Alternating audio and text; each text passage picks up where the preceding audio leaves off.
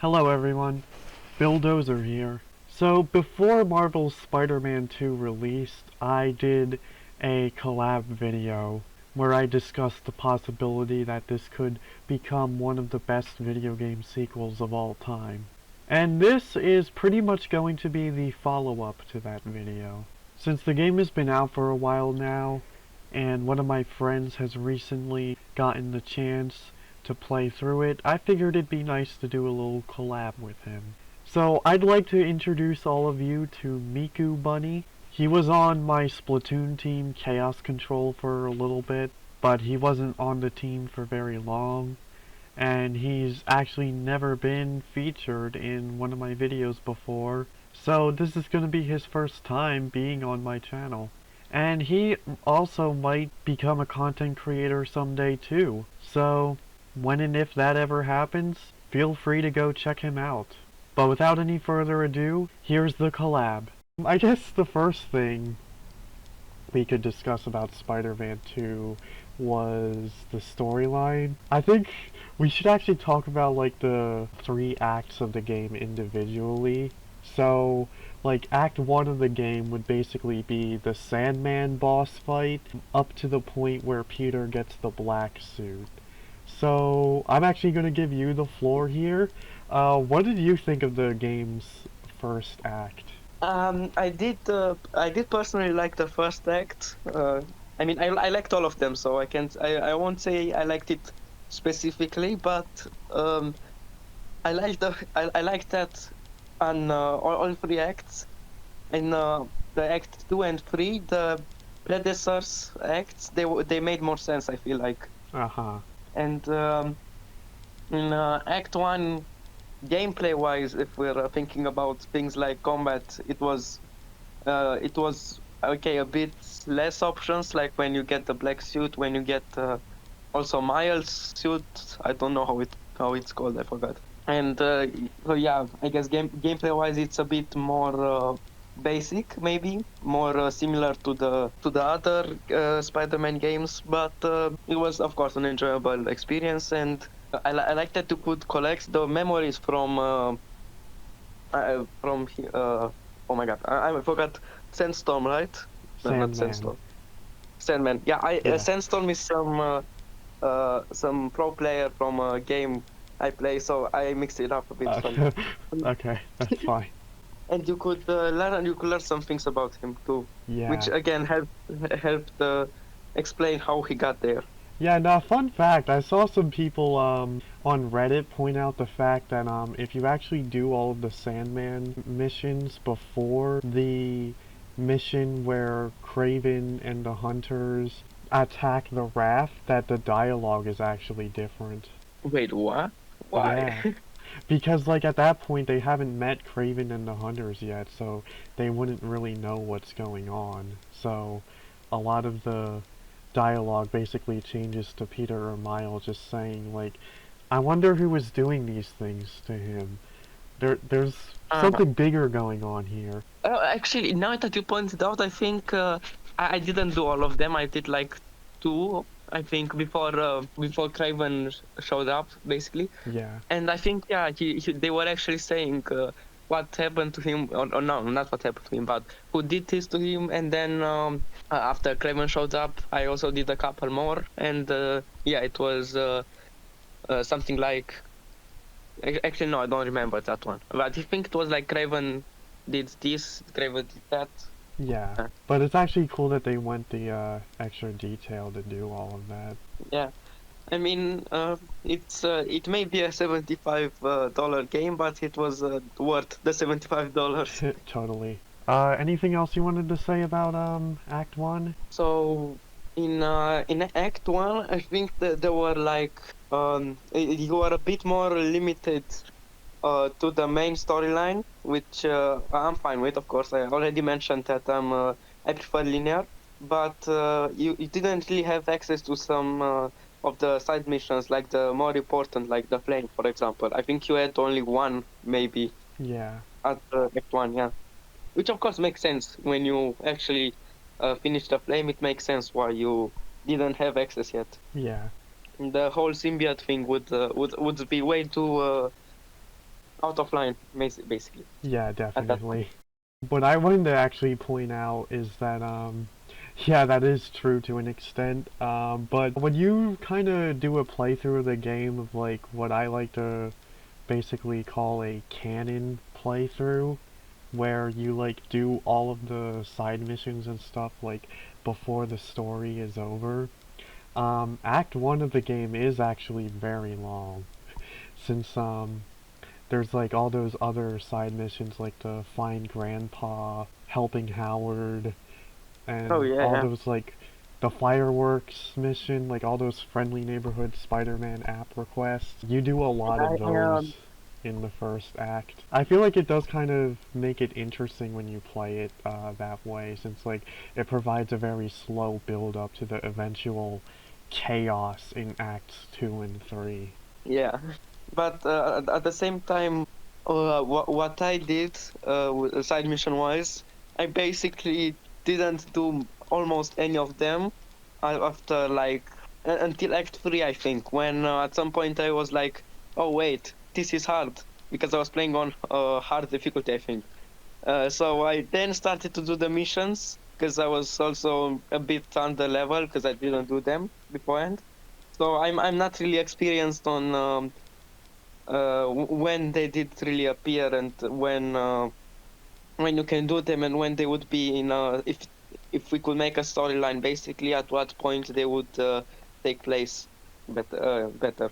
Yeah, that's understandable. What I actually did for my first playthrough was, yeah, I did do a few, side missions, like, throughout the course of the story, and especially the flame ones, and I'm glad that I did all of those, since that plot twist was amazing, and I'm glad that I got to experience, that with the rest of the story. But, yeah, a lot of the, other stuff I kind of saved for just the post-game. Yeah, Like the I really the flames story and also the I forgot how it's called, but basically with Craven and his the bases where you can go, and there's also some pretty nice story. I feel like, but yeah. I don't know what it actually come up in next one. Wait, my bad. We still Oh, at next that's one. fine. But yeah, also I think one of the strengths in Act 1 was also getting to see the relationship with Harry, seeing like him and Peter bond throughout the course of the game. Yeah, All of those moments were very emotional, and also the acting, the chemistry between Yuri Lowenthal and Graham Phillips is just absolutely unrivaled. This yeah, has to be like one of the best, maybe even the best Harry Osborn performance we've ever gotten. yeah. In I do like that they showed more because it's also a bigger game maybe because of that, and they had more time in game. I mean, and they could maybe because of that we could see more of more I guess bonding. You're right. Yeah. Between Harry and Peter, like there was what I can still recall. There was one time they went to a amusement park, and Yes, that was so good. yeah, and that's when Harry showed that he has the I guess Venom powers. Yeah, Yeah. that he has the finger. He also went to. There was this a memory they had where they had to basically steal their project, I think, because they left it in school, so they basically broke in to get it back, and Yes. then And oh my yeah, gosh, the fact that they rickrolled us during that part, that was amazing. yeah, I never thought I'd get rickrolled by a Spider-Man game. But yeah, that was so cool. Even the fact that it was still like Yuri and Graham voicing like the younger versions of their characters was also really cool. yeah, and they didn't really make it obvious in the way of they sound really the same. I think they made a bit of adjustments to their voice to make it sound like they're a bit younger. Because I didn't feel like they were talking the same. Maybe I just imagining things. Yeah, no, when I heard like young Peter's voice, I was actually really impressed. And like another cool thing about that scene is the fact that like a lot of people suggested the fact that it would be kind of cool to see if they actually did like a prequel game within that universe. So we kind of got a small taste of that within that scene. Yeah, so, something like it is actually something they could also make in the new game where they're basically in the next game because it's not yet announced, it's not yet leaked, I think so. I can't really say the new game, but the next one they could make it the same as with Sandman's Memories, where you can go from places to places and you're like, oh, I remember that. And then it's a main mission, I think, the one with Harry and Peter when they remembered. So this would be more like side mission, I think. That reminds me of an idea I had just randomly, like a couple weeks ago. I was thinking about how, in Spider-Man 1, Peter and MJ had a conversation about how Peter, Harry, and MJ had like an entire day where they just walked around the city trying to find the best pizza in the city. And I was thinking, like, dude, imagine if, like, we actually get to play that sequence in, like, Spider-Man 3. That would be amazing. Yeah. Look at the whole or at the games and then be like, okay, let's make some connections between them. That would be nice. Yeah. But it might be time consuming, so I don't really know whether they're gonna do something like that. Or Hmm. maybe just a couple of connections. Like for example, yeah, there's one time where we played through the uh, I don't know what to call it, to the pizza, finding the best pizza mission, Yeah. but not too many most likely, because it's Yeah. time consuming. I was kind of thinking that that would just be like a one-time flashback Yeah, type of thing. That would be cool to see. Also, one last thing I guess I would highlight about the first act of the game is that Sandman boss fight. That was definitely like the best intro to a game I've seen in a very long time. yeah, Like yeah. that. I loved it too because it was at the same time teaching you the basics and it was already throwing you in something in a boss fight, which is really cool. Yeah. Yeah, like when I played that mission for the first time, it just totally blew my mind. I was just like, if that was just the first mission, imagine Yeah, what the rest of the game's gonna be like. and indeed in Act most notably in Act 3, yeah, the whole world is different. Yep. But I shouldn't get ahead of myself yet. We're just getting finished with Act 1 now. Alright, so I guess Act 2 now. So this would basically be from like Peter getting the black suit up to the point where Venom kills Craven. Oh, interesting. Well, this was, I think, my favorite act. Act 2, I think it was my favorite. Yeah, a lot of people actually agree with that.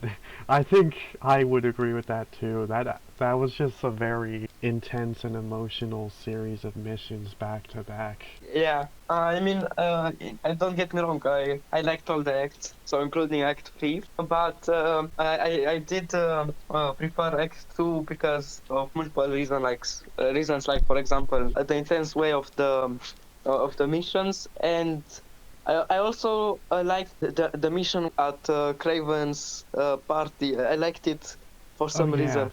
that was cool. When yeah, And the callback to the 90s animated series where the symbiote turned itself into a tux, that was cool. Act 2, it was definitely a lot of fun since that's like the part of the game where you play in the black suit, which is yeah, obviously one of the things that like everyone was really excited about for the game. And I mean, Yuri Lowenthal's performance with the black suit, he just totally knocked it out of the park. He actually said that in order to do the voice acting for the game, he actually had to study addiction because like when you think about it, the black suit is pretty much just like an allegory for drug addiction. So, um, Oh, I never thought about it like that. But y- that's actually interesting. yeah, and Yeah, the I feel like this game actually kind of showed that um, I'd probably say better than like any other Spider-Man media has. I really feel like the only other type of Spider-Man media that felt like it wasn't afraid to show that was the Spectacular Spider-Man animated series. It Yeah. felt like a lot of other adaptations of the Black Suit arc just kind of shied away from the addiction aspect and only gave us like a small taste of it. Like in Spider-Man 3, how they had the infamous Bully Maguire scene of him just dancing to jazz music. Yeah. When he got the suit, and for actually, I think half of the time he used it, I actually was questioning myself whether in this game it would be different, and the black suit didn't show the same effects at first. But I felt like in the beginning I was still questioning whether the black suit will have the negatives or not. Yeah, which But that's yeah, actually pretty cool how they kind of kept you guessing there. yeah, I guess I will also address the fact that I don't want to sound rude, but like there's a lot of people, particularly like on Twitter and whatnot, who actually kind of like complain about the game's story. But I definitely feel like they kind of just missed a lot of stuff. So one of the complaints people had was just like, the symbiote isn't evil by default, but like stuff like that is actually addressed in the game if you like look yeah, like beyond the surface level, because like when Harry had the symbiote, he was actually feeling really positive. Like it's actually the reason he was yeah. feeling so good, and why they had lines of dialogue from Peter and Dr. Connors where they were saying like, "Hey, your energy's really good," and stuff like when Harry said, "I never felt better," Connor said, "That's what scares me." Yeah, and then Also, then you had the scene where Peter gets stabbed by Craven. So yeah. then at that point, the symbiote would then, for the first time ever, feel rage and hatred and the desire to kill somebody. So it learned those things from Harry, so then it attaches itself to Peter, and And now kept them. because of all those negative feelings that Peter normally would suppress within himself are now being brought to the forefront, and the symbiote is like amplifying what he's already thinking and feeling. It's not like it just comes out of nowhere. Yeah, I feel like the symbiote didn't start evil. He basically started somewhat empty, I think. And then through the game, it like a child, it started to learn stuff. And also, it wasn't the general evil of I wanna destroy the world. It might have been amplified by Harry's desires, but that's extreme. So I don't wanna get into it yet. Also, now that I think about it, Act 2 kind of had, I think it had the most boss fights, because there's the boss fight against Wraith when you do the side missions, and then there's also the Lizard, Craven, and Craven again when you fought him as Venom. Yeah. Yeah, I think that was it. And there were a couple of The- mini bosses too. Like there was a guy with a shield that you fought at the church. Oh, I think I cheesed that one. Yeah. I just grabbed him and slammed it on the floor for like 50 minutes, 5 minutes, sorry. I think that I grabbed him and slammed him on the floor for 5 minutes because he just, um, he was just stunned for so long after slamming him that I could just do it again for like 5 minutes. Brilliant. Oh yeah, and there was another Okay. one I forgot about, Mr. Negative. You fought him as Oh, yeah, Miles. that's very important. That's Yeah. a very important one. Yeah, so, but with Act 2, even though there were like a lot of stuff, they are pretty easily summarized, I think. Yeah. So there isn't so much to talk about except what we already talked about, I think. There is Oh. one thing I want to ask. What was your Yes. reaction to when you played as Venom? So as Venom, you mean Harry, right? Harry. Yes. I was feeling a bit weird because at the same time, if I was on the other side, if I was the Osborn guys, I would be like, Venom, we should kill him. But at the same time, when I'm on Venom's side, like from his perspective, I'm like, wait, no, I don't. He didn't actually want to hurt people. I think he just wanted to run away. So it's like he was a bit. I felt a bit misunderstood as Venom, if that makes sense. Yeah. The actor who played Harry actually went into detail about that part of the game, I think very well. Um, he described before the fact that he actually really relates to Harry as a character, and he thinks Harry is very similar to himself. Yeah, when he talked about like Harry turning into Venom, he basically said that Harry being like a rich celebrity, like a lot of celebrities have a part of themselves that they would normally hide from the public view. So when Oh, Harry becomes Venom, he finally gets to let his dark side out, and he finally that's gets to actually like interesting. explore a different part of himself. Yeah, that's really cool. When you said that he relates to Harry, and then you start talking about him transforming into Venom, I was questioning whether you mean that uh, the actor himself can transform into Venom. Just kidding, just kidding. Yeah, but yeah, that's. I mean, when the celebrities hide something, I don't think it's really something dark side in the way of their. They want to hurt something or be evil, but yeah, they can hide some stuff that could go in that direction. Yeah, Yeah. they. They of course can't, especially as celebrities, they are limited to what they can show to the public. Oh yeah. Also, I guess we should talk a little bit about Craven. Focus on him. So, Yeah.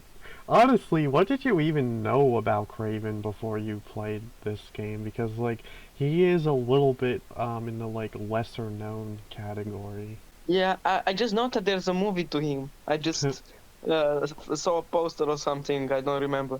But besides that, nothing. Okay, Literally wow. nothing. So yeah, Craven is a character that I think gets mistreated in a lot of stuff outside of the comics because it feels like they kind of just treat him as like a at best B-list villain. Yeah. I'd say a lot of stuff treats him more like a C-lister, but at best he's like B. So, but the comics actually prove that he can actually be one of Spider-Man's deadliest foes. And now we finally got to see that in this game. And particularly, they took some stuff from Kraven's Last Hunt, which is often considered one of the best Spider-Man comics ever written. Oh yeah, yeah. And the way that he stabbed Spider-Man before he got the suit, I feel like that was also meant to show that Craven's got it, and that Craven is not just some normal dude with a knife and an army of other hunters. That he really got the skills. Yeah, But like most of the times where Peter was down like that, it was mostly because of some kind of villain that either has superpowers or has something in the way of superpowers. Like for example, Dr. Octavius has the technology to the point of having the extra arms and stuff. mm-hmm. So, but Craven, it just looks like a very well trained and muscular normal man. I don't actually think he has any superpowers or something. And in the fight, he didn't really use that much very difficult to make technology. He just used some pretty basic stuff, I think. Hmm. Yeah. Uh, I mean, they did show that like he does have some kind of potions yeah, I that guess makes that. him stronger, but that's really like the only thing that he has that's could be like relatively close to having superpowers. Yeah, and if we think about it that way, then Spider-Man and both Peter and Miles, they already have. I never really understood that, but they already have some superpowers in the power of way. Like for example, they can hit through a wall with. They can punch a wall and make a hole in it, something a normal person won't be able to do, and they can jump really high and that kind of stuff. So basically, if we look at it that way, they kind of have a potion the whole time. Basically, the same. It's pretty much the same that Craven gets too. I think in that way. Yeah.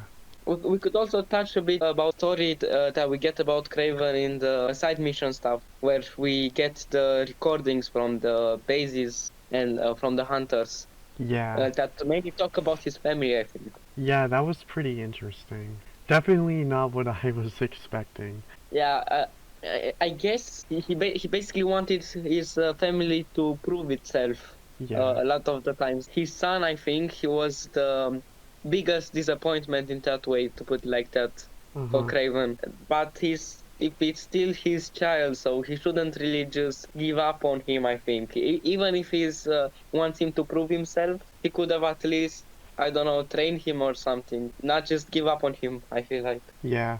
Also, now that you mention this, fun fact, you know that guy that Craven kills in the beginning of the game? Yeah. That was actually going to be the original design that they were going to go for with Craven in the game. But then they decided that they wanted something more comic accurate.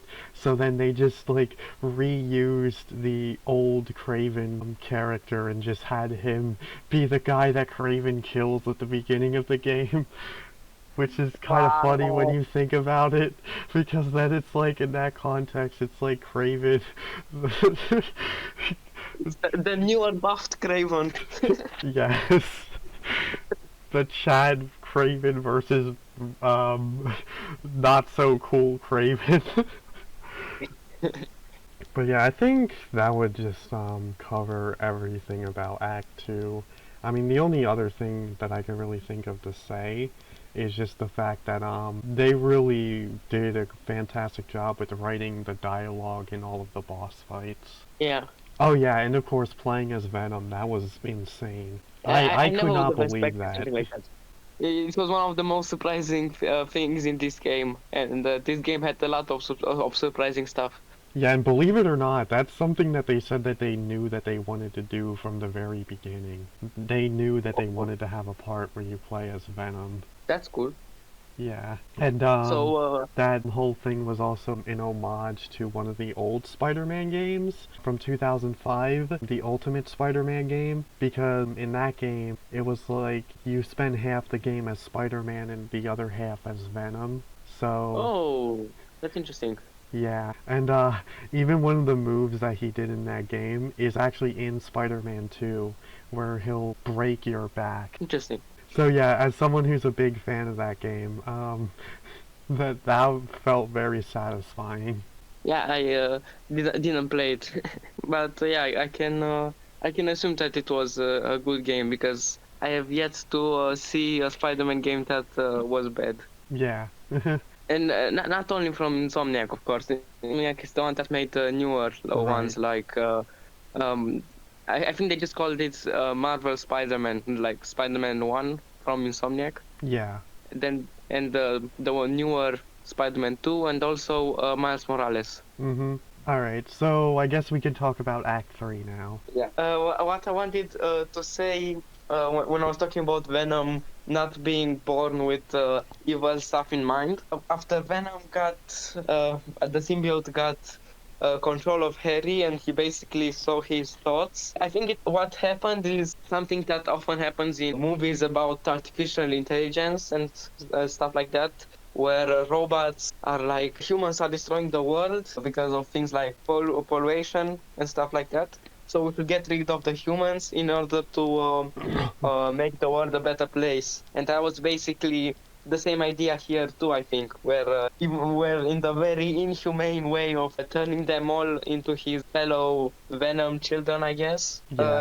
I think that was his main goal from both Harry and Venom, like symbiote. Yeah. To like heal the world, since Yeah, of course when Harry had the symbiote, he was healthy. So they're like, hey, we need to give this gift to the whole world. We need yeah. everyone to be Exactly. as healthy as us. Even though most of the people in the world didn't even want it. Yeah. Although that also, the whole symbiote takeover thing, that's another example of them paying homage to the old Spider-Man games. So that also happened in Spider-Man Web of Shadows from 2008, Yeah, yeah, where, exactly. That was, I think, the first game I played with Spider-Man, and it's one of my favorite ones. oh yeah, yeah, it's Yeah. definitely one of the best. The only thing that I guess I didn't really like was that I felt guilty for overusing the black suit in that game because I then got I guess, a bad ending. Oh, Because yeah. I overused the black suit because I was like, yo, this is overpowered, and I didn't really care about the negative side effects of the suit until at the end came, and I was like, oops. Yeah. Yeah, once again, really nice to see them pay homage to that. Yeah. Like, you don't really see a lot of stuff pay homage to old Spider-Man games. Insomniac has, like, really been the only ones who've actually been doing that, so it's actually cool to Yeah. see. I think most of the people that play the new games can't really appreciate it, the homage, because either they didn't pay attention enough or they just didn't play another game, the older games, or didn't watch it. So for a casual audience, it may not be that important. Yeah, But that might be why they are not really making it. and also in regards to that, there's also a lot of like I'd say very deeper lore within the game where they show some stuff like the hive mind and the god hive and like you see this symbiote spiral symbol, which all this stuff is basically like hinting towards the fact that maybe possibly Null exists in this universe, which he's basically the god of the symbiotes. So he's the one who created Venom and all the symbiotes from the planet Clintar. And this is something that in actually most Spider-Man games from Insomniac happened. I think it was in all three of them actually. The way the acts are made, it's basically pretty much a different villain every time, a different main villain. So like in the first act, there wasn't really one, I think, or one specific big villain in the first act in Spider-Man 2. But in the second act, it was Kraven and the Hunters, and in the third act, it was just Venom. I think something like that happened in the other Spider-Man games from Insomniac.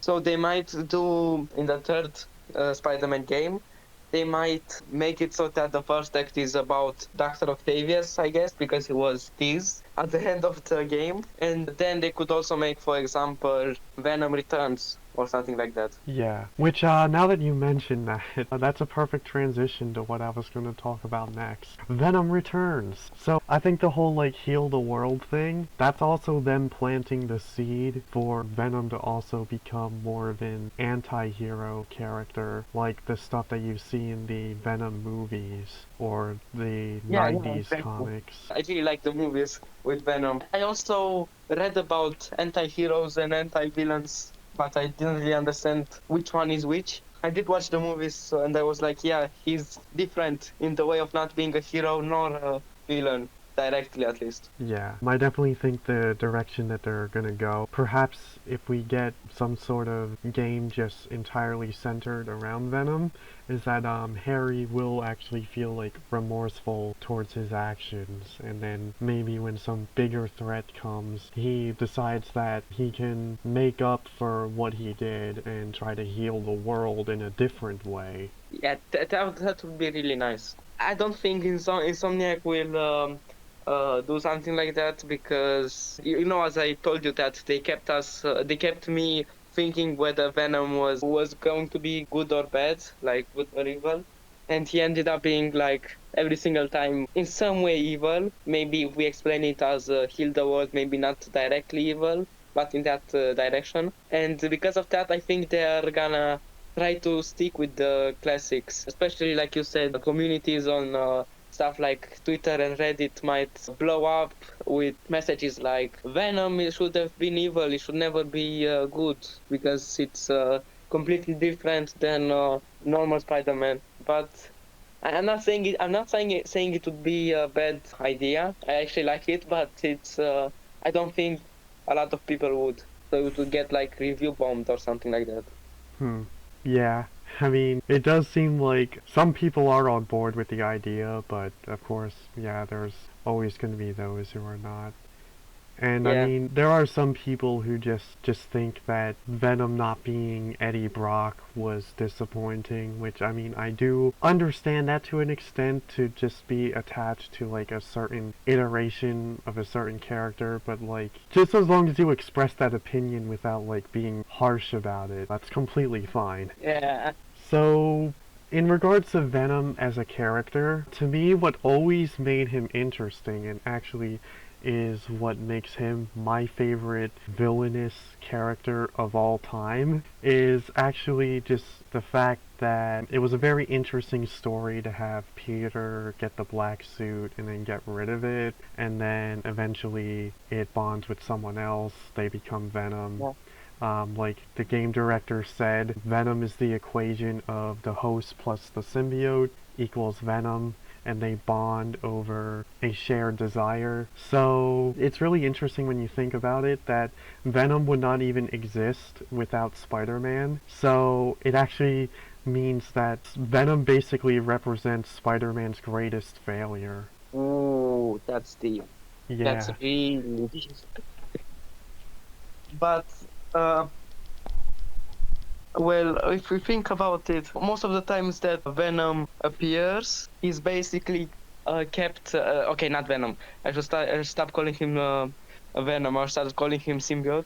The symbiote basically usually is in a lab or something at the start of every storyline, or whether it's a game or a movie. Or actually, I don't think there are any movies. Yeah, sorry.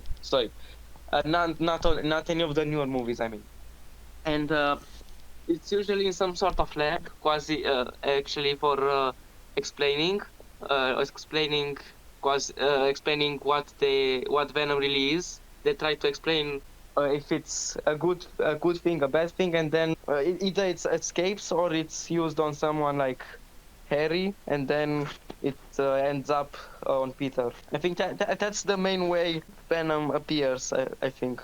Yeah, and I definitely think the game did a great job paying homage to what I think makes Venom really interesting. And we even got to see like a whole new different perspective of it in like two different ways, in the sense that first of all, in regards to Venom, like his motivation was not necessarily to kill Spider-Man, he just wanted him by his side. That was Yeah. a very unique take. I really liked that. And secondly, Yeah. what we also got with the anti-Venom, it's like in that sense Peter also got to redeem himself, and Yeah, to get um rid of the failure. yeah. Yeah, I think this was my favorite Venom. If we ignore things like nostalgia, then this was my favorite Venom Hmm. in the one in this game. Yeah. Yeah, it's definitely up there for me. I feel like I don't want to like jump to the conclusion yet that like maybe it is the best one. I kind of want to wait to see if they do bring him back, what they do with Oh the yeah. character. But so right now I'm kind of still like on the fence that I still prefer Spectacular Spider-Man's Venom, but that could easily change. Yeah, they are both very highly ranked, I guess. Yeah, and also the fact that we got a redemption for Mr. Negative, that was awesome. Yeah. I did kind of predict that something like this might happen in the game, because like when watching the trailers, I just thought more and more about it and was like, huh, maybe they might do something like Spider-Man 3, where Peter forgave Sandman for killing his uncle. Maybe they'll do something like that with Miles, and while they didn't exactly do it the way I thought they would, we still got to see something like that, and it was really cool. So It's stuff like that interesting. just really solidified my enjoyment of the game. How like even if they did do something that I expected, they still managed to do it in a way that I didn't expect. Yeah, and in a good way at that. Yeah. Yeah. I feel like Mr. Negative was like the most interesting character besides the main ones in the game. I feel like besides characters like Craven, Peter, Harry, Venom, if we take them aside for a bit, I feel like Mr. Negative was the most interesting, and his, I guess, yeah, redemption. I think it was really fitting. Yeah, it was. And kind of makes me curious if we're ever gonna see him return. I'm thinking like maybe in Spider-Man 3 or something, Peter might have some questions about the anti-venom suit, that maybe there'll be some things that he just doesn't quite understand yet about it, so he'll ask Mr. Negative about it. Oh yeah. There was also that part of the game where MJ became Scream. That was completely unexpected, because we've Yeah. never even seen Scream outside of the comics before until now. And Yeah. It's really interesting that I think that in other situations with Venom and MJ, besides for example the comics, it basically was something like Venom got MJ, but not in the way of MJ became a Scream, but in the way of keeping her hostage or something like that. I think. So it's a surprising thing for most of the people that play the game. I was going to say only the casuals, but most of the people. Also, the interesting thing about that is the fact that MJ being Scream was a complete twist, where in like the comics, it's actually a woman named Donna Diego who becomes Scream. Oh yeah, yeah. That's also different, I guess. Yeah. Yeah, it's interesting the way that that came to be is the fact that it was always part of their plans to have MJ basically get corrupted by Venom, but she was just like MJ with a symbiote. But then later on, the idea came to them to be like, hey, wait a second, what if we actually made her become Scream? Because she already has red hair, so that works. Yeah. I think that if I okay, maybe this is a bit unrealistic, but if I was to do the storyline there or something like that, I don't think I would have chose to make her scream. I just would have. I think I would have left her with a normal symbiote, and she would have looked something like Peter, with other, of course, looking a bit different because of another body anatomy, I guess. Mm-hmm. But I don't think I would have made her scream, which I'm not saying is a bad thing, but it's really different. Yeah. Talking about MJ, we didn't really mention the fact that you can play as her Yeah. a couple of times during the game. What was actually your opinion on that? Because I've actually heard a lot of people like criticize that and say that like the MJ sections were better in the first game, which I'm gonna be completely honest, I do not understand that at all. I thought the MJ sections were way more fun in this game because like she was actually part of the action, she was actually Yeah. doing stuff, she wasn't just like hiding. Yeah, in the first game, I think the only really action that she had when you played as her was when you tell Peter who to take down, which is like just being like a spy cam or something like that for Peter. Yeah. Nothing really.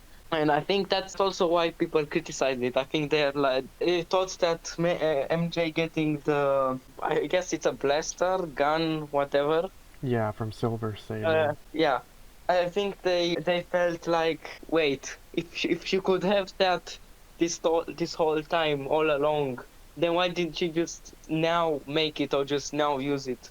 Like, I think Well, it would the be people because she criticizing. didn't really know Sable that well in the first game. Yeah, but I still think the people that criticize it feel like it's different the way that she can now do stuff on her own, but they don't like it because they feel like Peter should be the one taking care of her, I think, or something like that. But I don't know. I personally prefer the MJ in scenes or the times you play as MJ in this game more than in the first game. Yeah, I definitely agree. My favorite part was definitely where you actually played as MJ and you were running away from Peter.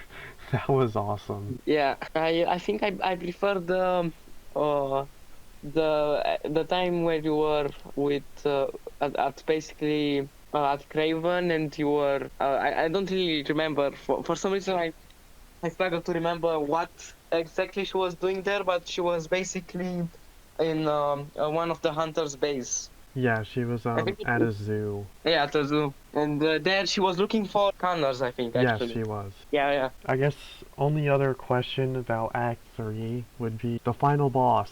Thoughts? I don't really know. I mean, it was I think it was a bit long, Hmm. but I liked it. But it was a bit long, I think.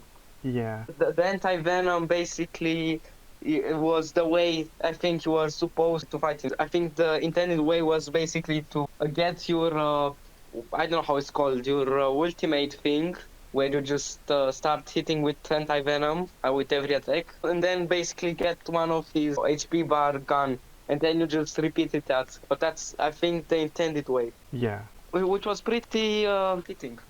Yeah. Uh-huh.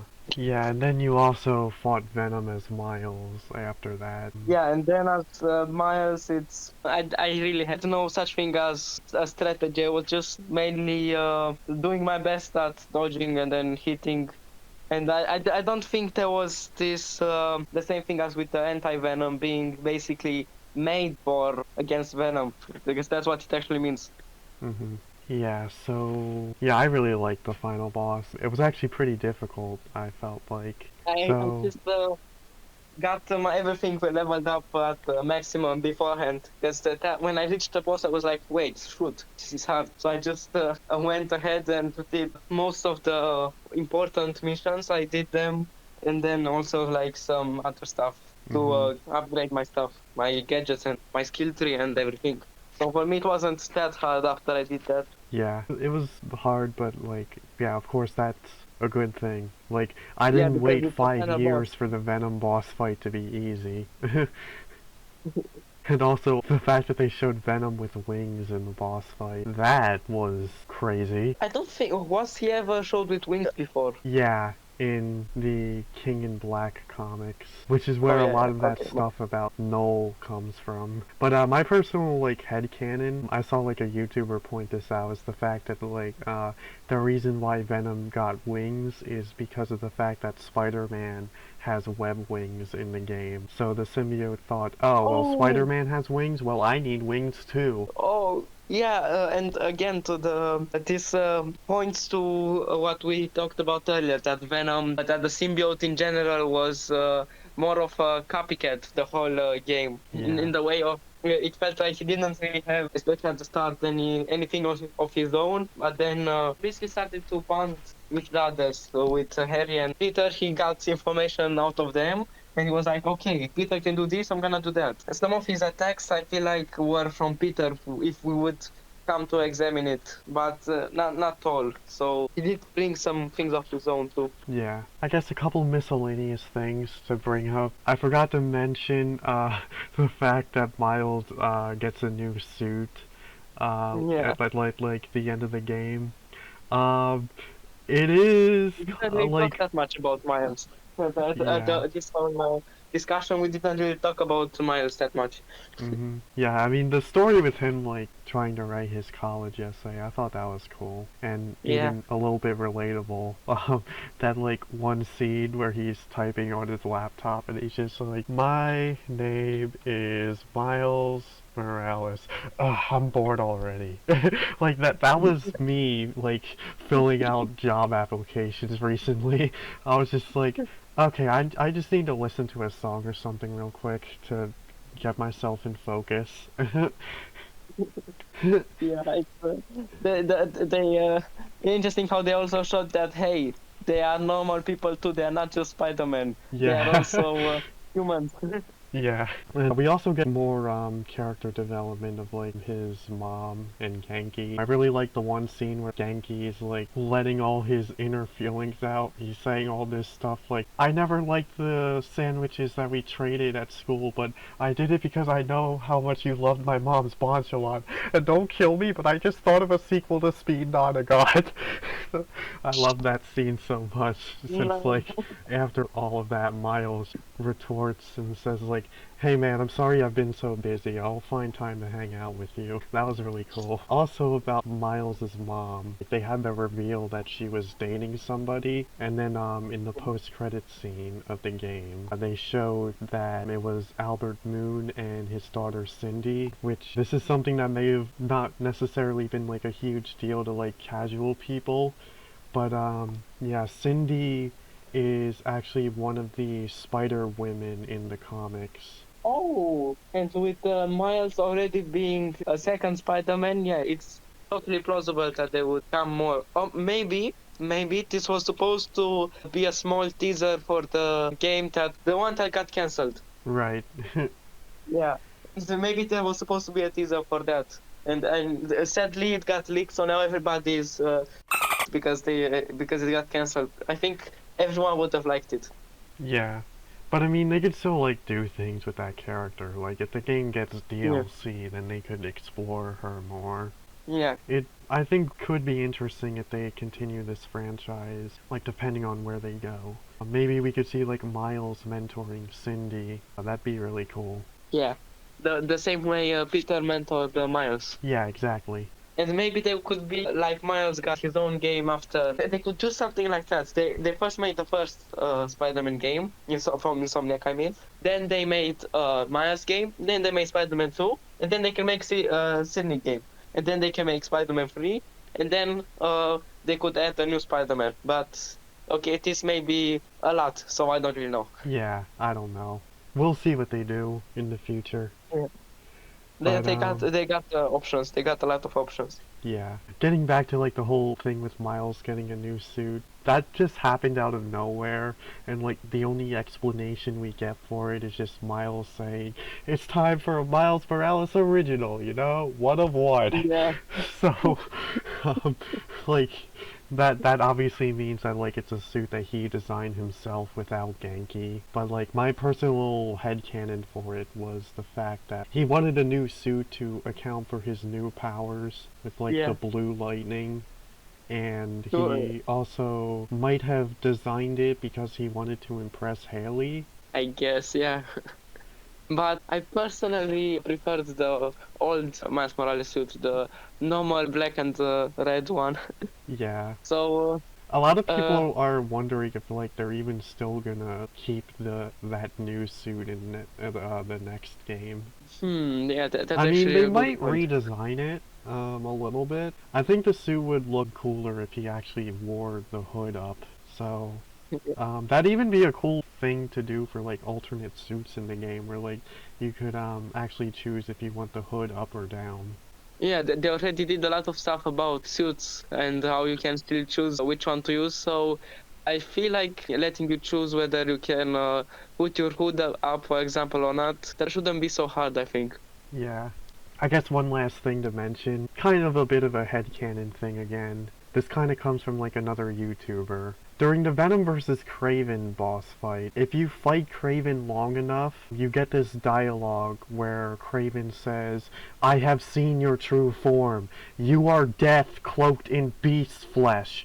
I have never felt such pain before." I see your Here it is! form. You are death, clothed in beast flesh. I have never felt such pain. First of all, that goes incredibly hard. Second of all, the headcanon here is that that line is basically the reason why Harry calls himself Venom, is the fact that, like, earlier in the game, Peter got stabbed and Kraven says, "Not as venomous as they say." So now, like, him hearing him 'Cause he say was found that, yeah. and now him hearing Kraven say, "You are death cloaked in beast's flesh," he took his words to heart and realized, yes, he's right. We are Venom. We are death cloaked in beast's flesh. Damn. Interesting. I felt like they could have. Why didn't they make it more? The voice line come like in the cutscene before they start fighting or something like that. Yeah, that's actually like a good question. I mean, of course they can't put it afterwards because of Venom literally eating his head. But they could have at least before the fight starts or something put the voice line there. Yeah. But they also have to let on stuff like that for the in-depth analyzers. Yeah. Like me. Yeah. Yeah, I think that just about covers everything in regards to the game's story. So, any like gameplay stuff you want to talk about? Well, I feel like they could have not allow me to cheese that one mini boss fight by just slamming him to the floor the whole time. I feel like they could try to not make something like that, even Yeah. though I abused it. So I guess it's a bit my fault for abusing it. But besides that, I like the gameplay. I also like the traveling with like the wingsuit. Wingsuit, I don't know how it's called. The web Web wings. wings.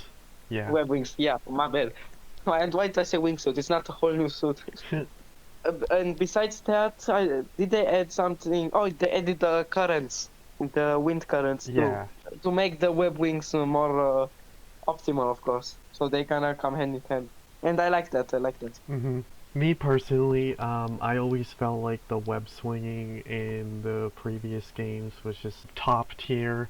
I felt like it was actually like the best traversal system I've ever seen in a game, and that's just been elevated even further within this game.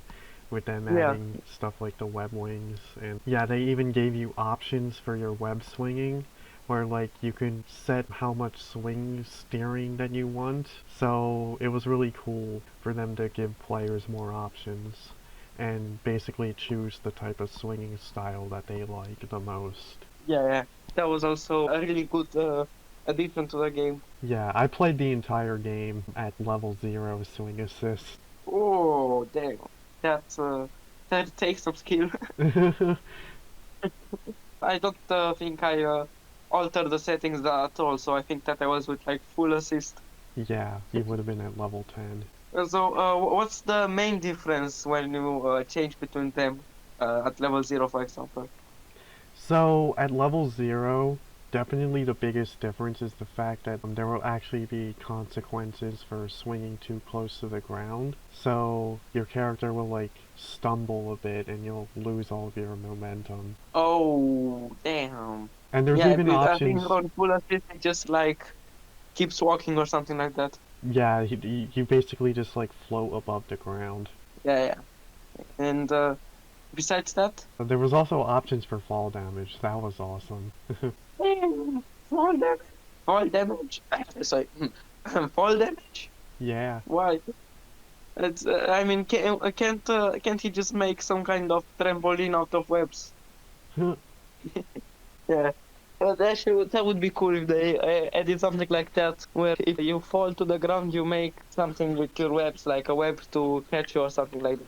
Huh. Yeah, I mean, But, they actually did like kind of do something like that in the Amazing Spider-Man game. But yeah, in this one, like if you play with fall damage turned off, like you basically just land on the ground and yeah, nothing happens. yeah, exactly. So in regard to like combat and stuff, I definitely prefer the combat in this one, especially because of the black suit stuff. That was so much fun. Yeah, yeah. And I felt like it had some replayability factor to the game as well. That it's kind of fun to go back and just play the entire game with symbiote abilities. Yeah, they're just destroying everyone. Yeah, And and also the anti-venom was one of my favorite combat mechanics ever. The way they basically were like, okay, now you can use the black suit's abilities without feeling guilty, like I did after finishing Web of Shadows. yeah, yeah. I guess it added some replayability because after in Web of Shadows, after I finished the game abusing the black suit and I felt guilty, I replayed the game without using it almost at all in order to get that better ending. Yeah, But yeah, the anti-venom was really cool, in my yeah. opinion. I guess one of the more interesting decisions I think that they made was they cut back on the gadgets. In the first game you had 8 gadgets, but in this one you only had 4. And like in the first game you had to go into like a separate menu to equip a different gadget. And you'd have to do that every single time you wanted to equip a gadget. But in this one you could just press 2 buttons and then it just Yeah, automatically does it. So it kept the the flow of UI the was better. game better, in my opinion. Yes, indeed. But what gadgets? So in this game, the gadgets were the most important, of course, the Sonic Boom. Then there was the one that webs them, brings them together. Basically, that groups them up together. The web grabber. The web grabber, yeah. And the rest I forgot. Yeah, so there was ricochet web, which Yeah, basically it's like a giant web that just bounces all around the enemies. And then there's also upshot, which launches them into the air. yeah, which is good for air combos and stuff. Yeah. So to me, it basically feels like they took aspects from like different gadgets from the first game and just combined them together. Yeah, I have a feeling the first game was longer for some reason. Maybe it's just I need to remember what was in the first game now. So there was the Kingpin Yes. act. There was the one where there were basically a lot of the villains together, and yeah, I forgot the first game now. So yeah, What there was the was first game? fighting Kingpin, and then you also fought Shocker twice. and then there was the Mr. Negative stuff, and then after he got sent to the Wrath, then there was the whole Sinister Six Yeah, outbreak. So you spend a couple of hours fighting the Sinister Six, and then doing the final boss fight against Doc Ock. yeah. Do you think it was longer or was the second game longer? Yeah, it's funny you mentioned that because I was thinking about that too. I wasn't sure, but I think I figured it out. I think the second one is longer, but I think it just doesn't feel that way because of like how much fun the game is. Yeah, and when it's fun, it goes about faster. Yeah. Yeah, I think you're right actually. Another thing about the game that I really liked was, yeah, of course, a lot of the side mission stuff. This is really like the only game I'm not the only person who's said this as well. I've heard a lot of people say this. This is really the only game I've played where it feels like all the side missions are like just as important as the main story. All the side, I don't know what all the side missions, but some are of course like the flame is really important, like you mentioned. And funny Yeah. thing is, I don't know what I would have played it if you wouldn't have told me. I might have just left it, and I don't know because most of the side missions that I played were like when I saw that Venom is hard to beat and that I need to level up. That's the main reason why I started doing side missions. But they were good.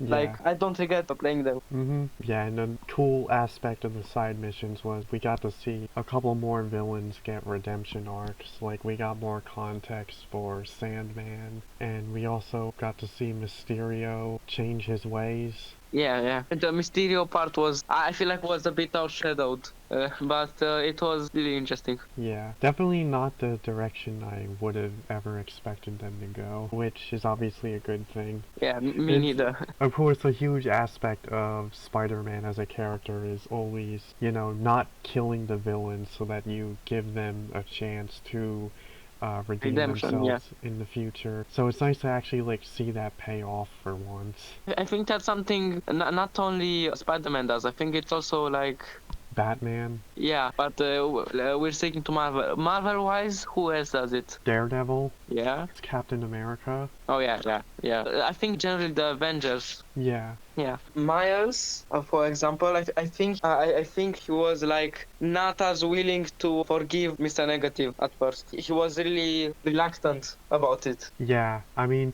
there's even like an exchange between the two of them during the boss fight where Mr. Negative was saying, "You'll never defeat me, Spider-Man doesn't kill," and then Miles says, "You never fought this one." So that actually implies that he may be planning to kill him. Or he was like, it's an option. Yeah, don't make me go for it. Which, that was actually a pretty surprising moment there. I just remember someone on Twitter saying, like, that when they got to that part of the game, they were just like, whoa, wait a second, you can't have two morally ambiguous Spider-Men at the same time. Lol. Yeah, that was... yeah, nice. That was a funny joke. Actually, that makes me think of another thing real quick. There was actually going to be a story arc in the game where Miles was also going to get the symbiote. Presumably, this would have happened, like, right after he got his new suit, where, like, he was inside of the God Hive and, like, Venom tried to corrupt him. That, like, that's probably where that would have happened. But I'm really glad that they didn't do that, because that would have felt repetitive. For them to... Yeah, because it's already... that's Peter's thing. Yeah, so to just do that again with Miles would have felt pointless. Yeah, and I like that they also didn't just leave him hanging by also giving him at least a suit. So he was like not just normal, stupid like that. Yeah. They took care of also giving him something.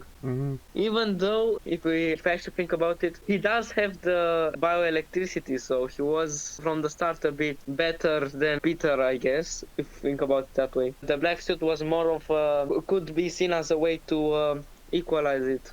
But I don't really know. I guess the last thing to talk about would that just be the soundtrack of the game. What's your thoughts there? I don't really know.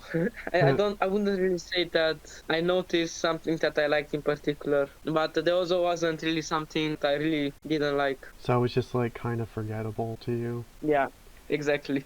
Yeah, understandable. Interesting thing though about the soundtrack is that like not all of it was like technically released officially. The official soundtrack is only like 2 hours long, but the game actually has like 4 to 5 hours worth of music because there's like a bunch of different variations of like the open world themes and like combat themes and whatnot that are like not on the official soundtrack. And the game also utilized dynamic music, so the music's tempo even changes like depending on how fast you're web swinging and your combat. I didn't notice it. Yeah, it's definitely like hard to notice, but I noticed it like a little bit when I played the game. But yeah, I admit it's not really that noticeable. And maybe it's because I played a game called Hollow Knight. I don't know whether you know it. Hmm. And in that game, the music is like way louder, so it's way noticeable than maybe the more of a background music, I guess, in Hmm. Spider-Man. Or maybe I was just not really paying attention. I was like, okay, summarizing what just happened after, for example, a mission, and then I was like, okay, so this happens, that happened, and I wasn't actually paying attention to the soundtrack. So that might be on me. Yeah, I get it. So, yeah, I do think that it's actually interesting that the open world music and combat music and stuff actually changes like throughout the different acts of the game and the way that they did Really use, yeah, interesting. that's especially cool for like Act 2 since that's where you get like symbiote variations of the themes. Yeah. And yeah, the black suit theme is definitely one of my favorite tracks in the game. Symbiotic relationship, and especially the part that's used for a lot of fights and stuff. People who know the soundtrack well are gonna get it, but you know, the part that's like dun dun dun dun dun dun dun dun do Oh, I think do. I recall hearing something like that. I actually think I recall it. Yeah. Yeah. And then like you just hear like a very alien sounding like wee woo wee woo. Yeah, it's really cool actually.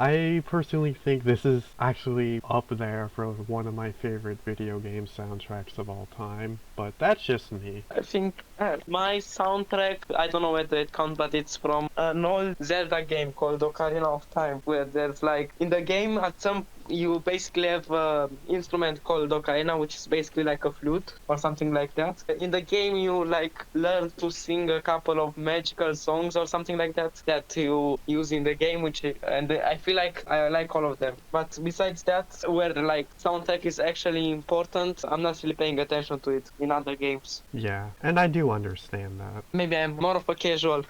Yeah, like it does kind of just depend on the game for me. And if the soundtrack is like, I don't know how to put it, but if it sometimes is like more has a bigger effect or something like that. I can really see a difference if I play with soundtrack or without soundtrack. In some games, I just don't really feel it, I think. But in this one, in Spider-Man 2, I feel like if I were to turn off the sound and music, I think it would have pretty easy to notice. Like if I were to start the game now and I wouldn't hear music, I think that I would go to my settings in like less than 1 minute. Yeah.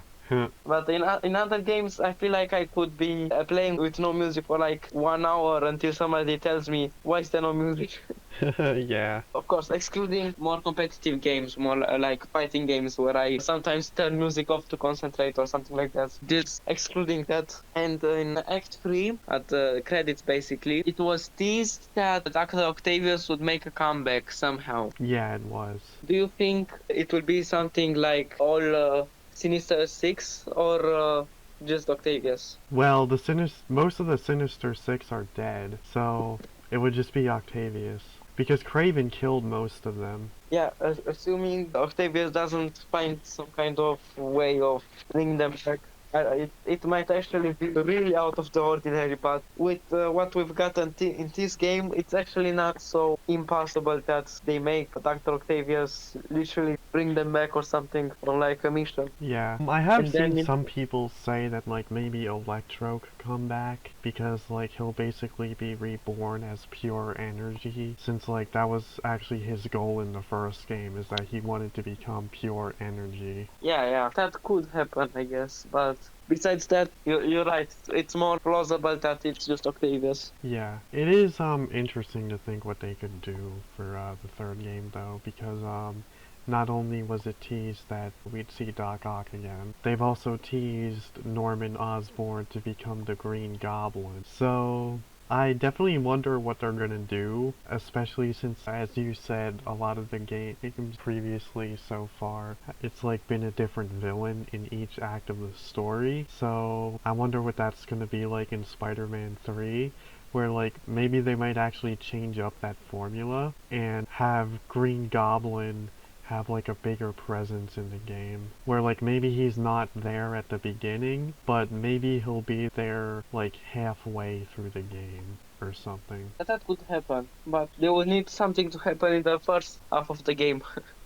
which I mean They yeah can just you'd make it. still have that with like Doc Ock. I mean Yeah. look at Batman Arkham Knight, like that game was mostly split between two villains, Scarecrow and the Arkham Knight. Yeah, but until now, I think there were, in general, like somewhere around 3 acts. In some way, you could summarize each game, Spider-Man game, I mean, from Insomniac in 3 acts. Except Miles Morales, maybe. Miles Morales, maybe not. Yeah, that one was a bit short. Yeah, I luckily heard that it's short, so I started doing. I did more side missions and stuff to try and make it longer for me. Yeah. So I think that covers about everything Yeah. for Spider-Man 2. So yeah, I guess now we just talk about the future of superhero games going forward. So what Oh I yeah. actually want to say is the fact that for a long time it felt like DC was like the top dog when it comes to superhero games since they had for like a really decent period of time from like 2008 all the way to 2015 they had stuff like the Lego Batman trilogy and the Yeah. four Batman carried the whole DC in games. I mean, I feel yeah like Batman. there were like also the four Batman Arkham games and there was even Injustice which also had Batman in it. Yeah. But now it's kind of feel like that's starting to flip to the other side, where now Yeah. it feels like Marvel is the top dog. Where Yeah, indeed. Insomniac with Spider-Man games, I feel like that was one of the most important comebacks in the superhero games industry, I guess. yeah, and there were even a couple of other games too. Like there was actually a Marvel Ultimate Alliance 3 game, and there was a Guardians of the Galaxy game, which even though it didn't sell very well, it did get good reviews. Yeah, I really like that one.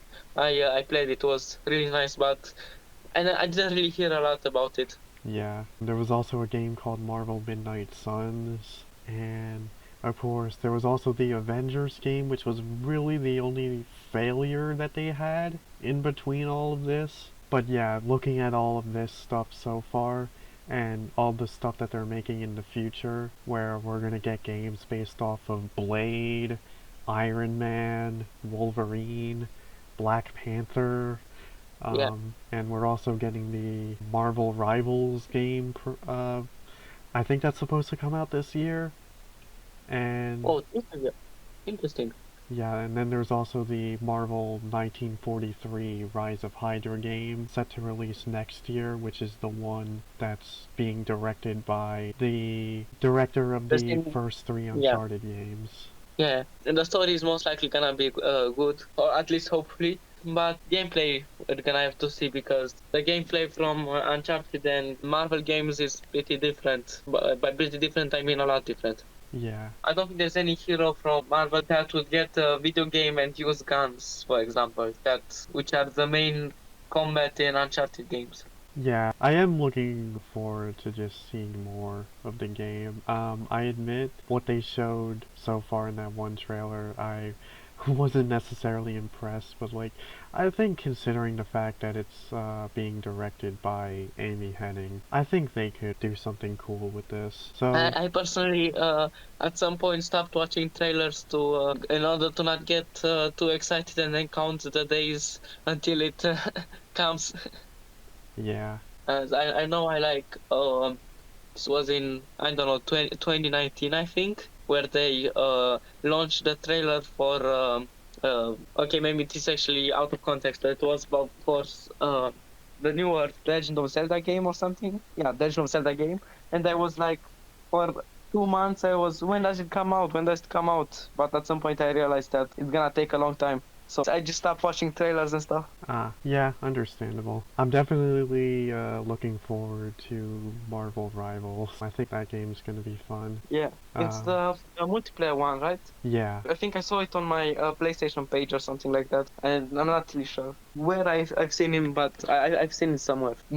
How much do you think it's gonna cost though? Maybe we didn't really talk that much about price of games right now, but with games like God of War, Ragnarok, and Marvel Spider-Man 2 costing like $70 and $75, do you think the new AAA price would be $70 or more or less? Yeah, I do. Yeah, with truth is, when we consider inflation, the games are actually not that expensive if we consider inflation, theoretically speaking. But I don't think that a lot of people would say that the games are now cheaper than they were like years ago, where if we consider inflation, it was actually more expensive.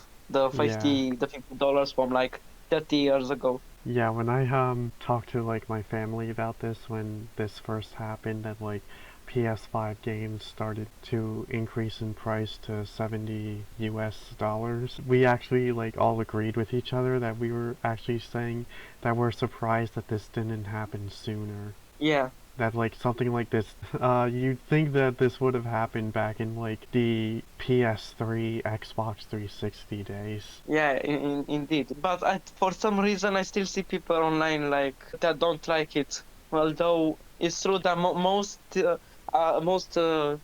YouTubers are pretty smart enough to realize that the prices of everything has gone up, but video games in the past decades.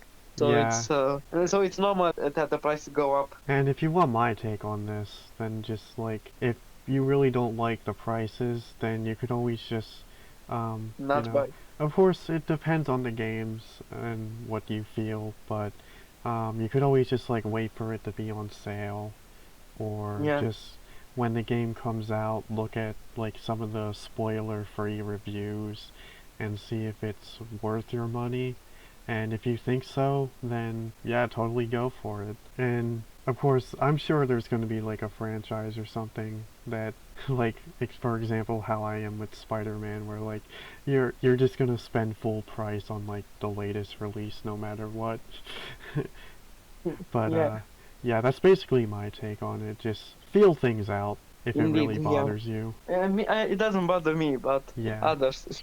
Just like you said, if it's a game that I waited for, that it's really good and that I wanna play now, then I purchase it at full price. Or because I bought I have PS5 with disc version, I sometimes find used copy somewhere on like eBay or something, yeah, and they can be like, for example, I think my Spider-Man 2 I scored it for like 35 euros or something like that.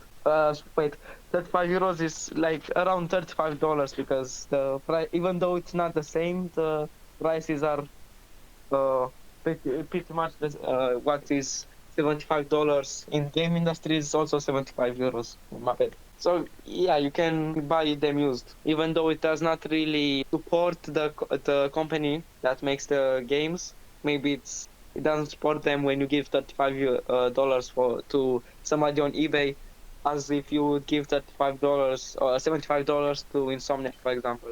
yeah. Okay, even then, it doesn't go the full $75 to Insomniac, but at least a percentage. Yeah, going back to the, what I was saying about like now Marvel is the top dog. Yeah, DC hasn't really been doing so well with games. Like the only games we've really had from them recently were Gotham Knights and Suicide Squad, Kill the Justice League.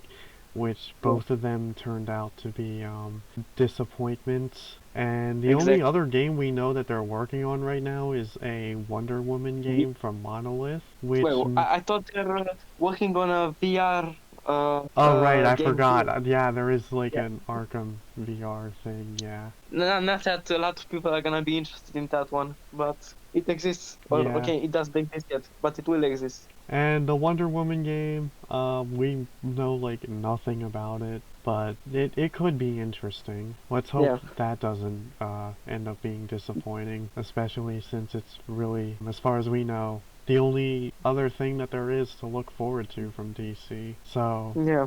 yeah, Marvel has kind of been delivering on like the quantity and quality with the games, Yeah. and it also feels like, yeah, now they've actually been doing a lot of different stuff. I kind of feel like during the phases 2 and 3 of the MCU, it kind of just felt like Marvel was a bit too afraid to step outside of their comfort zone and try other things by like making animated shows or video games that are like not connected to the MCU. But now they actually are doing a lot of that stuff. Yeah. Now that we talk about MCU anyway, Into the Spider-Verse, or I forgot how it's called, but the Spider-Verse movie, there's going to be a sequel, right? Because it's basically stopped mid in the air with when the movie, I forgot how it's called, how it's called, but there were like two Spider-Verse movies, I think. Yeah, there was a The newer one. 2018 one called Into Yeah. the Spider-Verse, and then there was one last year called Across the Spider-Verse. So yeah, there's going to Wow. be another one. Yeah. And when is it gonna come though? I thought if I understood correctly, it was in the first anticipated that Across the Spider-Verse will be a bit longer and be the whole movie, but they realized that they just better make another one. Yeah. There actually is no release date yet. However, just I think it was earlier today, I read that there was an interview with one of the actors where they said that they're gonna start recording dialogue for the movie soon, which means that if they're gonna be recording dialogue soon, they're probably making good progress on it. So it'll probably be out in like 2 years. Yeah, most likely. And I didn't watch it yet. There is also the Deadpool and Wolverine movie that came out a couple of weeks ago, I think.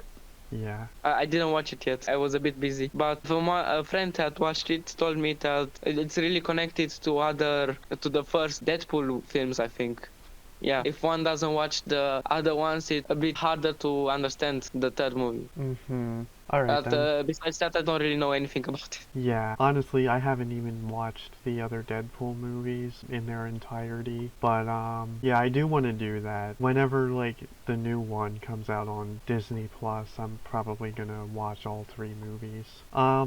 Yeah, like Deadpool 2 a I did trilogy. watch a little bit of because it was on a TV when I was at a hospital, since one of my family members was at the hospital, and I was watching Oh, some of it, and I actually enjoyed what I saw of it. That was like 2 years ago, though. yeah, I only like watched a minute or something. I don't really remember that much. Wolverine game, right? The next game from Insomniac. You think Yeah. Deadpool will make an appearance in the game? I guess it's possible. I wouldn't rule And anything also out. because of the healing factor, how would the damage and dying in a game look like? Because Wolverine has the healing factor, right? Yeah, that's actually a good question. I mean, I'm sure they'll address that somehow. Yeah, my way would be of basically making the story like he lost the healing factor or something like that. Yeah. I was questioning how combat would work because I guess it would be some kind of hack and slash game. I Yeah. don't really know. I assume Yeah, that there would be like a lot of combos and stuff that you can do. yeah, So like square, triangle, square, square, triangle, stuff like that. yeah. And the movement, I think Wolverine does have some movement options, like he can also jump really high, I think, but of course he can web swing. Only maybe if it's in the jungle or something, he can use the veins. Not Yeah. veins. I forgot it. Yeah, And I mean, he does ride a motorcycle sometimes, so They could always use that as a traversal option. Yeah. But yeah, I actually think it's kind of interesting. What they said about Wolverine is that it's going to be kind of like the recent God of War games, where it's like kind of open world, but also kind of linear, which I am actually happy that they're going that direction, since I actually think doing a linear superhero game is actually somewhat of a nice change of pace, since there's been so many open world ones as of late that I think going back to a linear style will actually be pretty cool to see. Yeah, I personally, contrary to most people, I prefer linear games for some reason. Yeah, I Like, get it. if I'm in an open world game, I just Google the normal way to make it linear. I'm not playing it open world. But yeah, I guess most people prefer it open world I because mean, they got more options. I can enjoy both. It just And it don't get me depends. wrong, I also enjoy both, but Yeah. with open world, I usually just find out what the more linear way is, Mhm. and I don't just go about my way. Yeah, for me it just kind of depends on the game, I guess. Yeah. Anything else? Yeah, actually, I wanted to ask, which of the Insomniac Spider-Man games would you say that you actually prefer? Oh damn, this is hard. Yeah, I Well, get it. the thing is, they all have something. For example, I personally like Miles more than Peter. Just personal opinion, please don't hate me. And because of that, I'd almost say that the Miles Morales one. But at the same time, the first game is like really goated. But also Spider-Man 2. I also like this one a lot. So I don't really know. I don't really know. Yeah, I Hard to understand. decide. It's it's can be hard. Um, But I think I'd say the newest. If I was forced to, I'd say the newest. all right. What about you? Me personally, actually agree with you. I like the newest one because, well, essentially this was pretty much like the game I've always wanted ever since I was like 10 years old. Like, I've always wanted a Spider-Man game where like, yeah, you get the black suit and you fight Venom and the Lizard, and we got that in this game. Yeah. But yeah, this game really came out at like a time when I needed it. Oh, Um, yeah. a lot of different themes and character arcs in the game I heavily related to. And there were a lot of like wise words spoken in the game even that I really took to heart, such as Aunt May saying balance is a process, not a destination. And when Mr. Negative and Miles were inside of Peter's head, and Mr. Negative says, when you focus on one aspect of your life, it's easy for the rest of it to fall away. Yeah. And Indeed. also like yeah, there was just a lot of really like emotional stuff in this game, like the Miles versus Peter boss Yeah. fight. That really paid off. I guess I didn't really need the game in the way that it came out necessarily at a great time, but I'm lucky to I wasn't really down yet or something like that. So in my case, I wouldn't really say that I related to every character. I just related sometimes. Yeah. And now, actually, in the Miles Morales game, basically, it also started with a boss fight in theory with Rhino, Yeah, Rhino. but that didn't really have the same effect as Spider-Man 2, Yeah. Sandman boss fight. Do you have any idea why? 'Cause, I would expect it to have the same effect because it's also a boss fight at the intro of the game, but for some reason it didn't. For Miles? Yeah. I mean, it was just a fun way to start the game, honestly. That's really all Yeah, I'd say about Miles Morales with like the Rhino boss fight. yeah, but what was so different than Sandman? Because with Sandman in the second Spider-Man game, it was somehow it felt differently, but it was also a boss fight at the intro, so I don't really know why. It's definitely more on like a grander scale. And also the Okay. fact that Spider-Man 2 was a PS5 exclusive. So they really demonstrated the power of the console like right at the beginning in the game, Yeah. where like they had that one cutscene where Miles just gets flung all the way across the city, and then he's able to like stop himself and then slingshot himself back into the fight, and all of that happens like within less than the span of 10 seconds. Yeah. Yeah, that's something that you would not have been able to do on like older hardware because you would just have to have a loading screen in between. Yeah. It can't render that fast. Yeah. But yeah, just overall, this game definitely felt like, I mean, of course all three games did, but it really felt like a passion project, and that they wanted this to be the best game that they've made so far. Yeah. And in my opinion, they have succeeded. Yeah, yeah. Actually, let me take a look at the reviews real quick. Yeah, if you go to places like the PlayStation Store or Metacritic, like, the reviews for the game are very positive. Yeah, but I'm curious, compared to the Marvel Spider-Man PS4 and to the Miles Morales game, which, Yeah, that is how actually... are the reviews? I'm curious. I think Spider-Man 2 actually reviewed higher One. than the first. Yeah. I think it got like a couple points higher. I think on Metacritic, I think Spider-Man 1 got like... I think it was either an 83 or an 86, but Spider-Man 2 got a 90. And Yeah, that's big difference. yeah, and I remember people were also saying that even compared to the Arkham games, that it's able to stand up to them. Yeah, and we know that they wanted to make the Spider-Verse game, and do you think that they're gonna recycle some of the... they started the project already, and they did something, I don't know, they like made a template for it.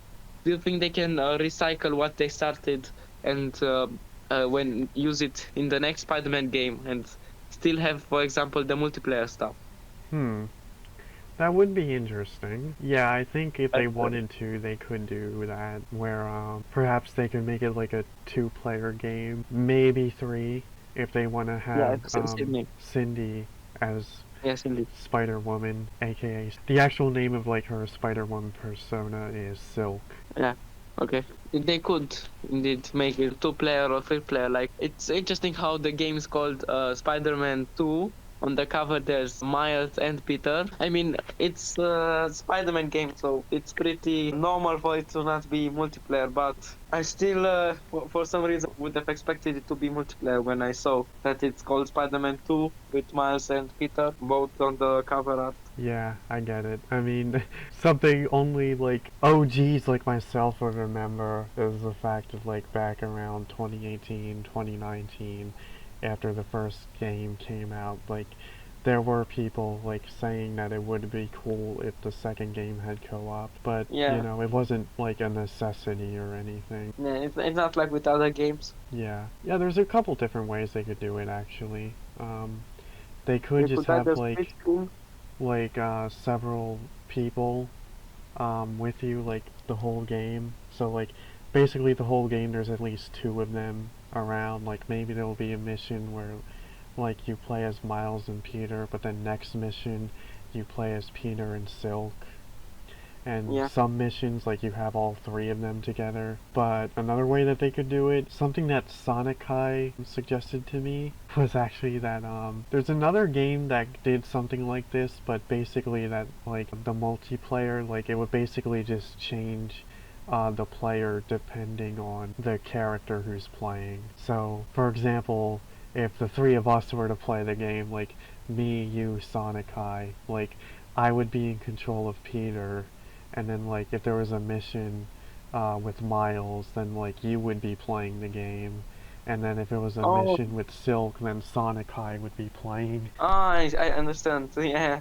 So it's basically multiplayer, but not at the same time. Yeah. I only did something similar to that with a friend. Like, we were trying to play a game that was single player, and we took turns, basically. Yeah. But, I forget which game he said it was that did that, but yeah. Oh, The Quarry. Okay, and I was talking about Super Mario. I guess there are multiple games that do that, but it's not really a known thing because it's technically multiplayer, but at the same time it's not really. It's mainly single player with people that take turns. Yeah. I guess they could do something like that, yeah. I mean, they're already like split missions in Spider-Man 2 where you either have to play as Miles or as Peter. Yeah, and that was And pretty I cool. think in the beginning it's mainly Miles and a bit of Peter. Then at some point I think it's more Peter, less Miles, but I'm not really sure. Yeah, there was a bit of a decent chunk of the game where you did play as Miles for a bit. Like, Yeah. yeah, basically the mission where the hunters basically made their first appearance, and then there was like the scene where Miles talks to his uncle, then he goes to his school. So yeah, that was actually like a pretty decent portion of the game, like at the beginning where you were playing as Miles. Yeah, indeed. Now that you've played the game, in regards to like superhero games in the future, what do you think they can learn from Spider-Man 2? Besides not allowing me to choose a mini boss fight by slamming somebody by slamming the boss in the uh, on the floor for like 2 minutes. Besides that, I don't really know. I guess they could. I liked both the fact that Venom was shown more as an anti-hero than as a villain, and that how Mr. Negative got his redemption arc. It'd be nice if they would implement it in other games, but maybe that's just a preference of mine. I don't know about the rest. Yeah, that would be cool actually. Yeah, me personally, I'm also like really excited about the Iron Man game. So yeah, that's actually something that'd be cool to see, especially if they actually end up making that like a series, like a duology or a trilogy. Yeah. Yeah, that like you could see some of Iron Man's villains get redeemed. Yeah, of course, it would first need to be successful. They needs the feedback first. Yeah. Alright, so I guess that covers everything. Yeah, it was nice talking to you. Yeah, thanks. Let me know if you ever want to, like, do this again sometime. Yeah, Like, in 20 years when the third game comes. yeah, I mean, if you want, this could just be something that we do, like, once every couple of months, where maybe if Yeah, there's, like, a movie or a game that comes out, we so could some just, topic. yeah, Yeah, it was fun. yeah.